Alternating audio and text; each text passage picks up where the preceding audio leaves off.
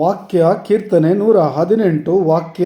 ಇದು ಇಕ್ಕಟ್ಟಿನಲ್ಲಿ ಮೊರೆ ಇಟ್ಟೆನು ಪ್ರಭುವಿಗೆ, ಕಿವಿಗೊಟ್ಟು ಬಿಡುಗಡೆ ಇತ್ತನು ಆತ ನನಗೆ. Praise the lord. ಇಕ್ಕಟ್ಟಿನಲ್ಲಿ, ಸಂಕಷ್ಟದಲ್ಲಿ, ಸಮಸ್ಯೆಯಲ್ಲಿ, ರೋಗದಲ್ಲಿ ಮೊರೆ ಇಟ್ಟೆ ಪ್ರಭುವಿಗೆ. ಮನದಾಂತರಾಳದಿಂದ ಮೊರೆ ಕೂಗಿ ಕರುಣೆ ತೋರಿ ದಯೆ ತೋರು ಬೇಡಿಕೊಂಡೆ ಪ್ರಭುವಿಗೆ.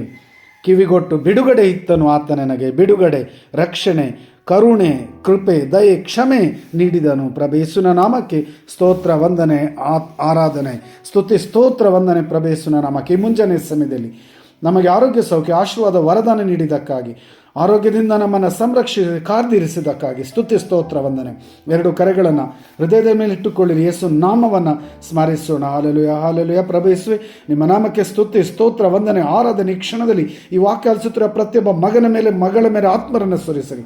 ಆರೋಗ್ಯ, ಸೌಖ್ಯ, ಆಶೀರ್ವಾದ, ವರದಾನ ಎಲ್ಲ ಇಕ್ಕಟ್ಟಿನಿಂದ ಬಿಡುಗಡೆ ನೀಡಿರಿ. ಪಿತನ, ಸುತನ, ಪವಿತ್ರ ಆತ್ಮರನ್ನು